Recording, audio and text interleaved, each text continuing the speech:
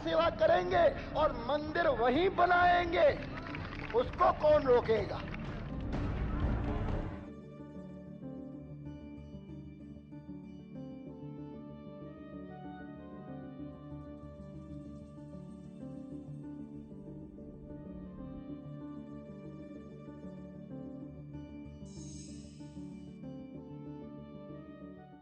नमस्कार, बहुत बहुत स्वागत है आपका हमारे खास कार्यक्रम में जिसका नाम है राम मंदिर के महानायक। जी हां, 22 जनवरी को रामलला की प्राण प्रतिष्ठा होनी है। उससे पहले ये जानना बेहद जरूरी है कि राम मंदिर के निर्माण में कौन कौन से ऐसे महानायक रहे जिनका क्या कुछ योगदान रहा है। तो चलिए शुरू करते हैं हमारा ये खास कार्यक्रम राम मंदिर के महानायक, जिसमें हम आपको बताएंगे कि वो महानायक कौन थे और उन्होंने राम मंदिर के निर्माण में क्या कुछ योगदान दिया है। कार सेवा करेंगे और मंदिर वहीं बनाएंगे, उसको कौन रोकेगा।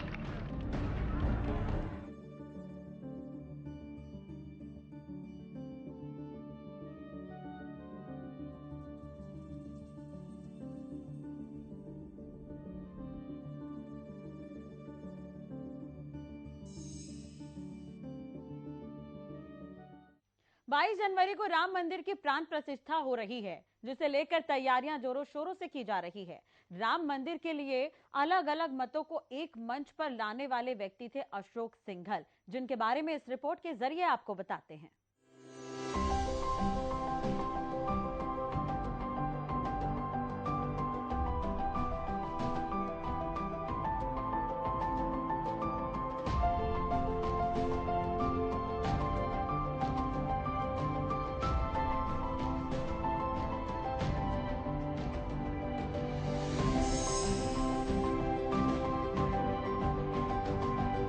राम मंदिर के लिए अलग अलग मतों और पंथों में बटे साधु समाज को एक मंच पर लाना आसान नहीं था, लेकिन अशोक सिंघल ने अपनी धर्म साधना से इसे भी सरल बना दिया। जी हां, सबसे पहले आंदोलन शुरू करने का श्रेय इन्हें ही जाता है। 1980 और 1990 के दशक में देश ने देखा कि कैसे अयोध्या में मुगल कालीन ढांचा जमींदोज हुआ। अशोक सिंघल एक ऐसे राम साधक, सन्यासी, योद्धा, शिल्पकार, हिंदुत्व के प्रखर वक्ता, जिनकी साधना, जिनकी तपस्या, जिनकी दूरदृष्टि अयोध्या के राम मंदिर के पत्थरों में आकार ले चुकी है, वो सही मायने में अयोध्या के राम मंदिर के नींव की पत्थर है। 27 सितंबर 1926 को उत्तर प्रदेश के आगरा में एक परिवार में अशोक सिंघल का जन्म हुआ। BHU से उन्होंने मेटलर्जिकल इंजीनियरिंग की डिग्री ली। वो संगीत में भी सिद्धहस्त थे, लेकिन संगीत साधक अशोक सिंघल ने इंजीनियरिंग की डिग्री लेने के बाद नौकरी नहीं की, बल्कि धर्म और समाज की इंजीनियरिंग करने का रास्ता चुन लिया। उन्होंने हिंदुत्व का सिरा पकड़ा और संघ का दामन थामा। शुरुआती दिनों में उनका पड़ाव गोरखपुर का गोरक्षपीठ था। इसी तरह 1970 के दशक तक अशोक सिंघल गौ, गंगा, गीता और गायत्री के उत्थान के लिए समर्पित थे। लेकिन 1980 के दशक में राष्ट्रीय स्वयंसेवक संघ ने उन्हें विश्व हिंदू परिषद में भेजा और कुछ ही बरसों बाद उन्होंने राम मंदिर मुद्दे में चिंगारी नजर आने लगी। चलिए अब आपको बताते हैं कि आंदोलन आखिर कैसे शुरू हुआ। दरअसल 19 फरवरी 1981 को तमिलनाडु के मीनाक्षीपुरम में 180 दलित परिवारों ने धर्मांतरण कर इस्लाम कबूल कर लिया। इस खबर से दिल्ली तक सियासत गर्म हो गई। इस घटना का सीधे तौर पर अयोध्या के राम मंदिर विवाद से दूर दूर तक संबंध नहीं था, लेकिन मीनाक्षीपुरम में दलितों के इस्लाम कबूल करने की यही घटना विश्व हिंदू परिषद के राम मंदिर आंदोलन की बुनियाद बनी, जिसके सूत्रधार बने अशोक सिंघल, जो तब संघ के प्रचारक के रूप में दिल्ली प्रांत का काम संभाल रहे थे। उसके बाद शुरू हुई एकात्मता यात्रा। मीनाक्षीपुरम की घटना के 2 साल बाद विश्व हिंदू परिषद ने काठमांडू से रामेश्वरम, गंगा सागर से सोमनाथ मंदिर और हरिद्वार से कन्याकुमारी तक यात्राएं निकाली, जिसका नाम था एकात्मता यात्रा। एकात्मता यात्रा से देश में हिंदुत्व का माहौल बना। ऐसी स्थिति में 1984 में दिल्ली के विज्ञान भवन में धर्म संसद हुई और इसका संचालन अशोक सिंघल ने किया। इस धर्म संसद में पहली बार राम मंदिर का प्रस्ताव पारित हुआ। इससे RSS को जोड़ा और फिर साधु संतों को। इस तरह वो अशोक सिंघल थे जिन्होंने राम मंदिर आंदोलन का सपना देखा, उसे तराशा और फिर साकार कर दिखाया। श्री राम जन्मभूमि मुक्ति यज्ञ समिति के गठन के साथ राम मंदिर आंदोलन का शंखनाद हो गया। अशोक सिंघल को मालूम था कि आंदोलन लंबा चलेगा और लंबे आंदोलन से लोगों को जोड़े रखने के लिए लगातार कोई न कोई बड़ा आयोजन जरूरी था, जिसका पूरा खाका पहले से तैयार था। शुरुआत वर्ष 1984 में श्री राम जानकी रथ यात्रा से हुई। बाबर ने जो एक बार मंदिर को समाप्त करके यहाँ पर ढांचा खड़ा किया था, वैसे ही हमारे प्रधानमंत्री यदि सोचते हैं वो दूसरे बाबर बन करके फिर यहाँ पर मस्जिद बनाएंगे, तो वो समझ लें कि अब दूसरा बाबर यहाँ भारत में बर्दाश्त नहीं किया जाए। बाबरी ढांचा ध्वस्त होने के बाद अयोध्या में राम जन्मभूमि के लिए कानूनी जंग जीतना जरूरी था। ये भी निश्चित था कि राम जन्मभूमि बाबरी मस्जिद विवाद अदालती आदेश के बाद ही खत्म होगा। ऐसे में बड़ा सवाल ये था कि फिर विश्व हिंदू परिषद और अशोक सिंघल के आंदोलन से क्या हासिल हुआ। इसका जवाब 9 नवंबर 2019 के सुप्रीम कोर्ट के फैसले में है। मामला भूमि विवाद का था और सुप्रीम कोर्ट की संविधान पीठ ने सर्वसम्मति से रामलला को ही अपने जन्म स्थान की भूमि का स्वामी माना। अयोध्या में 1858 से चल रहे जमीन विवाद के आखिरी याचिकाकर्ता रामलला ही थे, जिनकी ओर से 1 जुलाई 1989 को इलाहाबाद हाईकोर्ट में याचिका दाखिल करवाई गई। सुप्रीम कोर्ट का फैसला आने से 4 साल पहले ही अशोक सिंघल का निधन हो गया। अयोध्या में राम जन्मभूमि मंदिर बनवाने का अपना सपना साकार होते वो खुद नहीं देख सके, लेकिन जो राम मंदिर अब अयोध्या में आकार ले रहा है, उसकी रूपरेखा कैसी होगी, वो कैसे दिखेगा, ये सब अशोक सिंघल 1989 में ही देख चुके थे। राम मंदिर का वास्तु और शिल्प दोनों उन्हीं की पसंद का है। अब इंतजार है 22 जनवरी का, जब रामलला अपने स्थान पर विराजित होंगे। कल्याण सिंह का नाम भी राम मंदिर के महानायक के तौर पर लिया जाता है। कल्याण सिंह अपने एक बयान के लिए खासकर याद किए जाते हैं, जो राम मंदिर से जुड़ा हुआ है। क्या था वो बयान, कैसे कल्याण सिंह बने राम मंदिर के महानायक, इस रिपोर्ट के जरिए आपको बताते हैं।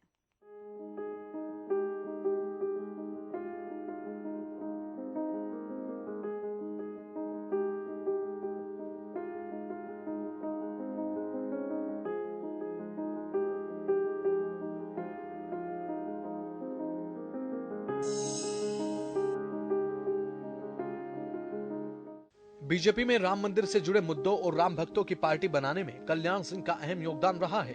कल्याण उस दौर में बीजेपी के ओबीसी नेता थे जब बीजेपी को स्वर्णों की पार्टी कहा जाता था। कल्याण सिंह ने मुख्यमंत्री की कुर्सी का बलिदान देकर पार्टी को राम भक्तों की पार्टी बना दिया। जब 6 दिसंबर 1992 को बीजेपी के बड़े नेता लाल कृष्ण आडवाणी, मुरली मनोहर जोशी, विनय कटियार समेत अन्य विवादित ढांचा यानी कि बाबरी मस्जिद पर कार सेवा के लिए पहुंचने वाले थे, उस समय प्रदेश की कमान कल्याण सिंह के हाथों में थी। 6 दिसंबर को जब विवादित ढांचा ढाया गया, उस वक्त कल्याण सिंह अपने ऑफिस में थे। उनके पास तत्कालीन प्रधानमंत्री पीवी नरसिम्हा राव सरकार की तरफ से फोन भी आया था। तत्कालीन गृह मंत्री शंकरराव चौहान ने उस वक्त के मुख्यमंत्री रहे कल्याण सिंह को फोन किया था।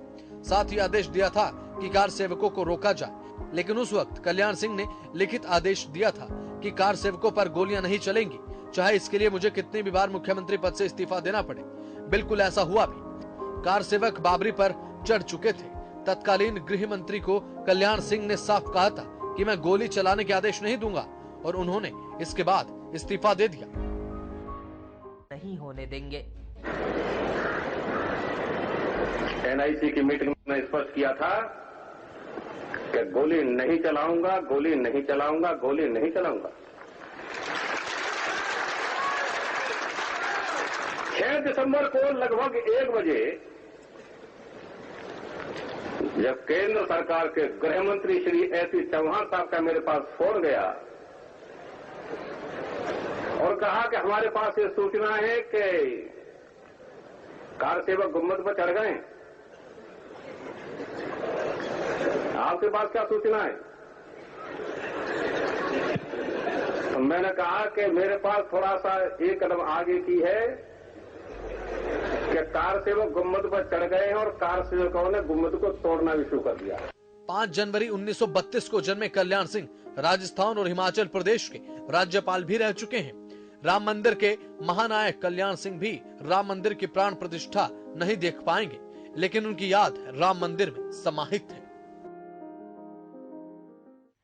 अटल बिहारी वाजपेयी भी राम मंदिर के महानायकों में से एक हैं, जिनके लोकसभा में राम मंदिर को लेकर दिए गए भाषण ने पूरे देश को हिलाकर रख दिया था।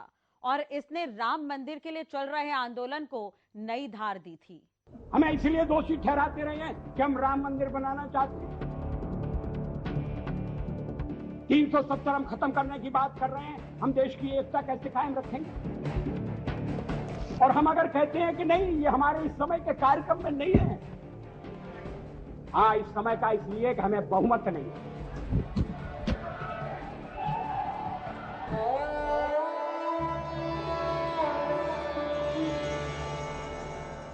तारीख 6 दिसंबर 1992 और वो फिर दिन आ ही गया जब समझौते की सारी उम्मीदें ध्वस्त हो गई। राम मंदिर निर्माण के लिए 8 वर्ष से बेचैन कार सेवकों के सब्र का बांध टूटा और उसी उन्माद में बह गया। 464 साल पुराना बाबरी ढांचा विनय कटियार ने याद करते हुए कहा कि वहाँ तो जमीन तैयार थी, बार बार बुलाया भी जा रहा था, लेकिन कई बार हम पहुँचते और वापस आ जाते। दरअसल कल्याण सिंह ने कार सेवकों पर गोली चलाने के आदेश नहीं दिए थे, जिसका परिणाम था कि कार सेवक बाबरी तक चढ़े और बाबरी के ढांचे को ध्वस्त करने की कोशिश की और उसके बाद ये मामला कोर्ट में चला गया। ये तमाम तरह की प्रक्रिया चलती रही, लेकिन उसी बीच अटल बिहारी वाजपेयी भी महानायक रहे। 22 जनवरी को रामलला की प्राण प्रतिष्ठा होनी है। कई महानायक जिनका योगदान राम मंदिर के निर्माण में रहा है। अटल बिहारी वाजपेयी का वो भाषण आज भी याद किया जाता है, जिसमें उन्होंने 3 बड़ी बातें कही थी। उन्होंने कहा था, हम राम मंदिर बनाना चाहते हैं, धारा 370 हटाना चाहते हैं, लेकिन हमारे पास बहुमत नहीं है। अटल बिहारी वाजपेयी ने अपने भाषण से विपक्षियों का मुंह बंद कर दिया था। 1 जून 1996 को वाजपेयी ने यह भाषण लोकसभा में दिया था। आरोपों की झड़ी लगाई जा रही है। आपने अनेक महत्वपूर्ण मुद्दों को छोड़ दिया। राष्ट्रपति के अभिभाषण में राम मंदिर की चर्चा नहीं है, 370 धारा समाप्त करने का उल्लेख नहीं है और शादी ब्याह के समान कानून बनाने के बारे में भी जिक्र नहीं है। आपने स्वदेशी का भी परित्याग कर दिया और ये बातें इस तरह से कही गई हैं जैसे ये बातें कहने वाले हमारे इस परित्याग से बड़े दुखी हैं। वो तो इन बातों की आलोचना करते रहे। हमें इसलिए दोषी ठहराते रहे हैं कि हम राम मंदिर बनाना चाहते हैं। 370 हम खत्म करने की बात कर रहे हैं, हम देश की एकता कैसे कायम रखेंगे?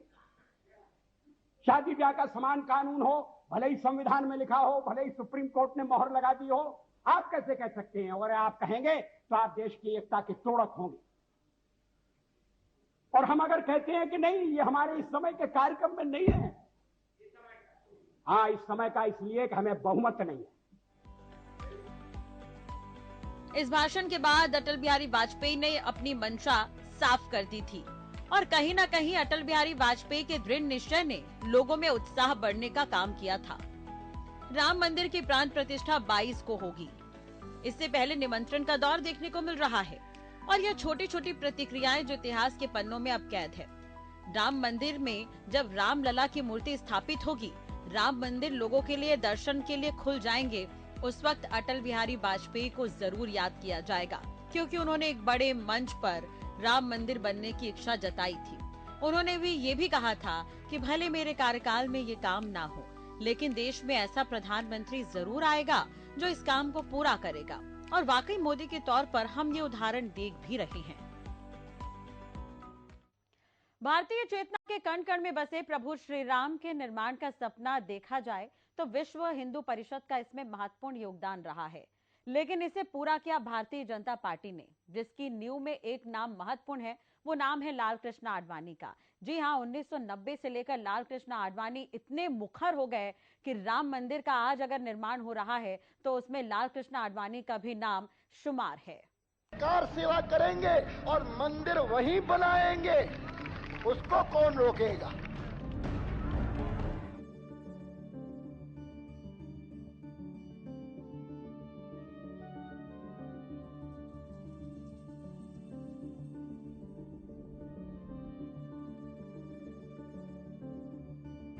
बाईस जनवरी 2024 इस दिन मंदिर के गर्भगृह में रामलला विराजमान हो जाएंगे।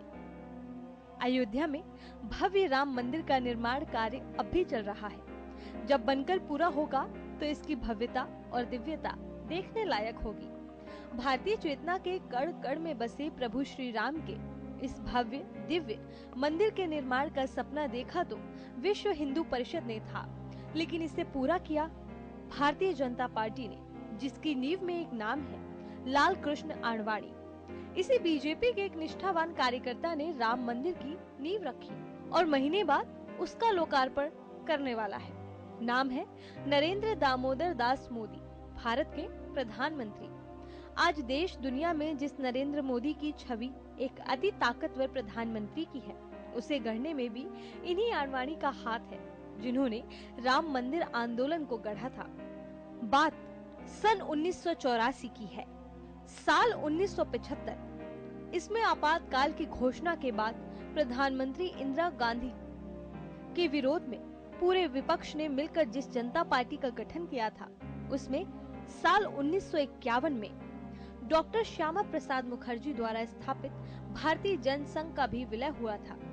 जनसंघ के स्थापना वर्ष में ही लालकृष्ण आडवाणी ने इसकी सदस्यता ले ली थी।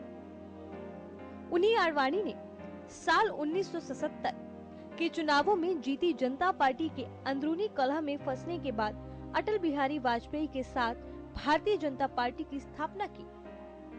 बीजेपी के लिए पहला लोकसभा चुनाव था साल 1984 का। प्रधानमंत्री इंदिरा गांधी की हत्या हो चुकी थी। सहानुभूति की लहर पर सवार कांग्रेस पार्टी की एक तरफा जीत हुई और बीजेपी को सिर्फ 2 सीटों पर सफलता मिली। पार्टी अध्यक्ष अटल बिहारी वाजपेयी ने अपना पद छोड़ दिया। आडवाणी नए पार्टी प्रमुख बने। अटल की तुलना में आडवाणी हिंदुत्व को लेकर ज्यादा मुखर थे। उनके इस मानस का असर पार्टी की नीतियों और कामकाज पर भी दिखने लगा। कुछ साल पहले ही विश्व हिंदू परिषद (वीएचपी) ने अयोध्या में बाबरी मस्जिद की जगह राम मंदिर के निर्माण का आंदोलन शुरू किया था।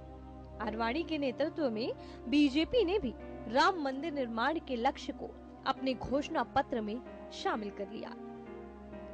फिर वो वक्त आया जब साल 1990 में वीपी सिंह सरकार ने सरकार के शैक्षणिक संस्थानों और सरकारी नौकरियों में पिछड़े वर्ग को आरक्षण देने के लिए मंडल कमीशन की रिपोर्ट लागू करने की घोषणा कर दी। भारतीय समाज और खासकर हिंदुओं की एकता के लिए संघर्षरत संस्था राष्ट्रीय स्वयंसेवक संघ (आरएसएस) ने इस घोषणा को हिंदू समाज में विभाजन के खतरे के रूप में लिया। इसी आरएसएस ने 26 अगस्त साल 1990 को एक बैठक बुलाई। बैठक में अयोध्या आंदोलन को गति देने की रणनीति पर चर्चा हुई। आरएसएस का विचार था कि अयोध्या में भगवान राम के मंदिर निर्माण के आंदोलन से हिंदू समाज एकता के सिरे से बंधा रहेगा, जिसके मंडल कमीशन की रिपोर्ट लागू होने की घोषणा से तार तार होने का बड़ा खतरा है। ये जो रथ है, लोक रथ है, जनता का रथ है, जो सोमनाथ से चला है और जिसने मन में संकल्प किया हुआ है कि 30 अक्टूबर को वहां पर पहुंच करके कार सेवा करेंगे और मंदिर वहीं बनाएंगे, उसको कौन रोकेगा। सोमनाथ वही शहर है जहां के प्रसिद्ध मंदिर को मुस्लिम आक्रमणकारियों ने लूटकर तहस नहस कर दिया था और जिसका साल 1947 में भारत की स्वतंत्रता के बाद पुनरुद्धार किया गया था। एक वाहन को रथ का स्वरूप दिया गया और 25 सितंबर साल 1990 को सोमनाथ से आडवाणी की रथ यात्रा शुरू हो गई। आगे बढ़ने से पहले आडवाणी ने भाषण दिया, जिसे ये कहते हुए समाप्त किया कि सौगंध राम की खाते हैं, मंदिर वहीं बनाएंगे। सोमनाथ से यात्रा की शुरुआत का मकसद अयोध्या को मुस्लिम आक्रमणों के ऐतिहासिक क्रम में दिखाना और फिर मंदिर आंदोलन के लिए एक समानांतर रेखा खींचकर उसको स्वीकृति दिलाना था। आडवाणी ने अपनी किताब माई कंट्री माई लाइफ में इसका उल्लेख भी किया। कई रिपोर्ट बताती है कि रथ यात्रा का रास्ते में जोरदार स्वागत हुआ था। लोग मंदिरों की घंटियां और थालियां बजाकर नारे लगाते हुए रथ का स्वागत करते थे। लोग रथ पर तिलक लगाते और उसके पहियों की धूल को अपने माथे पर लगाते। गुजरात में रथ यात्रा को सफलता दिलाने में नरेंद्र मोदी का बड़ा योगदान रहा। रथ पर आडवाणी के साथ उनकी तस्वीर आज भी देखी जा सकती है। रथ यात्रा के दौरान आडवाणी जगह जगह रुककर भाषण दिया करते थे। आरोप है कि आडवाणी के भाषण से हिंदू उग्र भी हो जाते। सुप्रीम कोर्ट को अनुमति दी कि कार सेवक 6 दिसंबर को अयोध्या में भजन का आयोजन कर सकते हैं। लाल कृष्ण आडवाणी अयोध्या पहुंच गए। मुरली मनोहर जोशी भी उनके साथ थे। दोनों ने 5 दिसंबर की रात जानकी महल धर्मशाला में बिताई। अगली सुबह वो 10:30 बजे बाबरी मस्जिद की जगह पहुंचे। विहिप नेता अशोक सिंघल, बीजेपी नेता विजया राजे सिंधिया और उमा भारती, बजरंग दल के विनय कटियार, कुछ साधु समेत लाखों की भीड़ वहां उपस्थित थी। दोपहर होते होते कुछ लोग अचानक मस्जिद के गुंबदों पर चढ़ने लगे। आडवाणी ने माइक से ऐसा नहीं करने की अपील की। विजया राजे सिंधिया भी बार बार गुहार लगाती रही, लेकिन गुंबदों पर भीड़ बढ़ती रही। करीब 1:55 पर पहला गुंबद गिर गया। अयोध्या के राम मंदिर आंदोलन में बड़ौत के सैकड़ों लोगों ने अहम योगदान दिया है। जब राम मंदिर आंदोलन चरम पर था और हर जुबान पर केवल राम का नाम था, तब विहिप की नेता उमा भारती ने बड़ौत में जन जागरण रैली निकालकर लोगों में राम मंदिर को लेकर चेतना जगाई थी। जन जागरण रैली शुरू होते ही उमा भारती ने कहा था कि राम हमारी आत्मा है, आत्मा के बिना शरीर नहीं है, हर दिल में राम बसे हुए हैं और ये साबित करके दिखाना है। उनकी इस बात को सुनकर ही वहाँ पर भीड़ काफी बढ़ती चली गई और राम नाम के नारे लगाते हुए लोगों में जोश भरने का काम किया गया। क्या समझते हो कि हम कोई गोलियों से डर गए थे? जब 30 अक्टूबर को आप यहाँ आए थे, क्या उस दिन आप इस इमारत को नहीं गिरा सकते थे? गिरा सकते थे। जब 2 नवंबर को आप यहाँ आए थे, जब गोलियां चली थी, तब क्या आप इस इमारत को नहीं गिरा सकते थे? गिरा सकते थे। गोलियों के डर से ये इमारत नहीं गिरी। अगर ऐसा किसी को धोखा हो तो वो अपने धोखे को मिटा दे, क्योंकि गोलियां कम पड़ जाएगी लेकिन सीने कम नहीं पड़ेंगे जो गोलियों का मुकाबला करने के लिए तैयार नहीं है। इंतजार है 22 जनवरी का, जब भगवान राम विराजित होंगे और राम के जय जयकार से अयोध्या गूंज उठेगी। 134 साल तक चली कानूनी लड़ाई 9 नवंबर 2019 को सर्वोच्च न्यायालय के फैसले के साथ खत्म हुई। 22 जनवरी को भव्य मंदिर में रामलला की प्राण प्रतिष्ठा के साथ ही प्रधानमंत्री नरेंद्र मोदी पुराना प्रण अपना याद करते हुए नजर आएंगे। जी हां, 3 दशक पुराना प्रण प्रधानमंत्री नरेंद्र मोदी पूरा करते हुए नजर आएंगे। मोदी इस दिन नए मंदिर में मुख्य यजमान के रूप में रामलला की आंखों से पट्टी हटाए जाने के बाद पहला दर्शन करेंगे।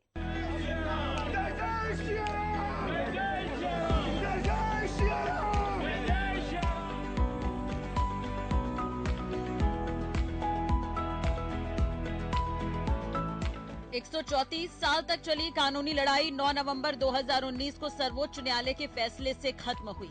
22 जनवरी को भव्य राम मंदिर में रामलला की प्राण प्रतिष्ठा के साथ प्रधानमंत्री नरेंद्र मोदी का 3 दशक पुराना प्रण भी पूरा होगा। मोदी इस दिन नए मंदिर में मुख्य यजमान के रूप में रामलला की आंखों से पट्टी हटाए जाने के बाद पहला दर्शन करेंगे। इसी के साथ 14 जनवरी 1992 को जन्मभूमि में रामलला के सामने ली गई उनकी भावपूर्ण प्रतिज्ञा साकार हो जाएगी। 11 दिसंबर 1991 में कन्याकुमारी से शुरू हुई भाजपा की एकता यात्रा 14 जनवरी 92 को अयोध्या पहुंची थी। इस यात्रा में मुरली मनोहर जोशी के साथ आरएसएस के पूर्व प्रचारक व गुजरात भाजपा के महासचिव के रूप में नरेंद्र मोदी भी आए थे। तब वह जन्मभूमि में दर्शन करने गए थे। इस दौरान प्रतिज्ञा ली कि अब मंदिर में विराजमान होने के बाद दर्शन करने जाएंगे और वो मौका आया। प्रधानमंत्री नरेंद्र मोदी मॉरिशस में अपनी मन की बात कहते हुए नजर आए थे। उन्होंने राम मंदिर का जिक्र किया था।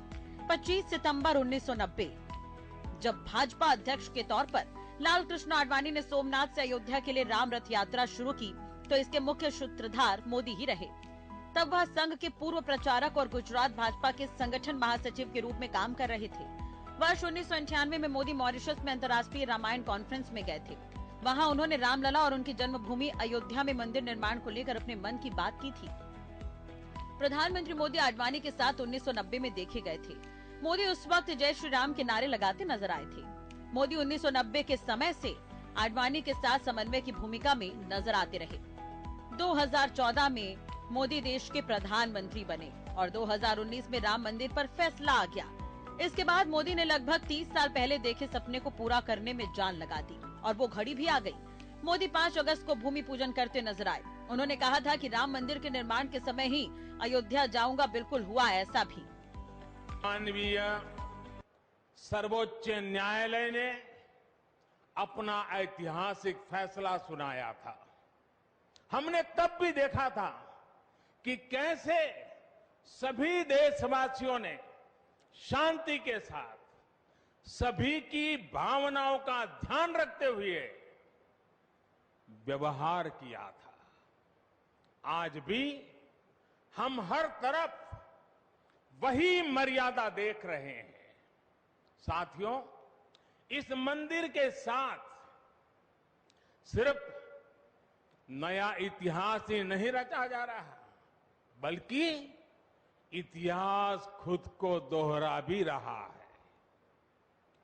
जिस तरह गिलहरी से लेकर वानर और केवट से लेकर वनवासी बंधुओं को भगवान राम के विजय का माध्यम बनने का सौभाग्य मिला,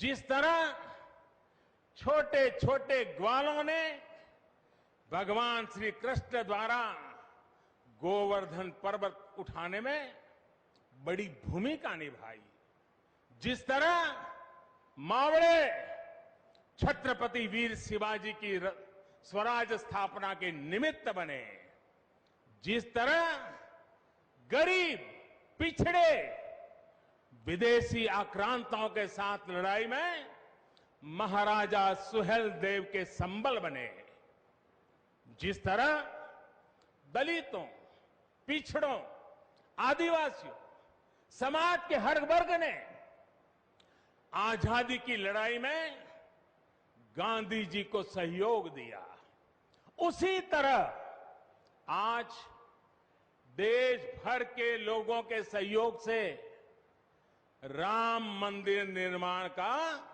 ये पुण्य कार्य प्रारंभ हुआ है। हम जानते हैं, जैसे पत्थरों पर श्री राम लिखकर राम सेतु बनाया गया, वैसे ही घर घर से, गांव गांव से श्रद्धापूर्वक पूजी शिलाएं यहां ऊर्जा का स्रोत बन गई है। किसने सोचा था कि प्रधानमंत्री नरेंद्र मोदी सबसे पहले रामलला के दर्शन करेंगे। बहुत पहले अटल बिहारी वाजपेयी ने कहा था कि एक ऐसा प्रधानमंत्री आएगा जो इस सपने को पूरा करेगा। बिल्कुल वैसा ही नजर आ रहा है। प्रधानमंत्री नरेंद्र मोदी ने उस सपने को पूरा किया है। प्रधानमंत्री रहते हुए उन्होंने इस काम को तेजी से पूरा किया है। पूरा देश मोदी मोदी के जयकार कर रहा है, लेकिन 22 जनवरी का इंतजार है।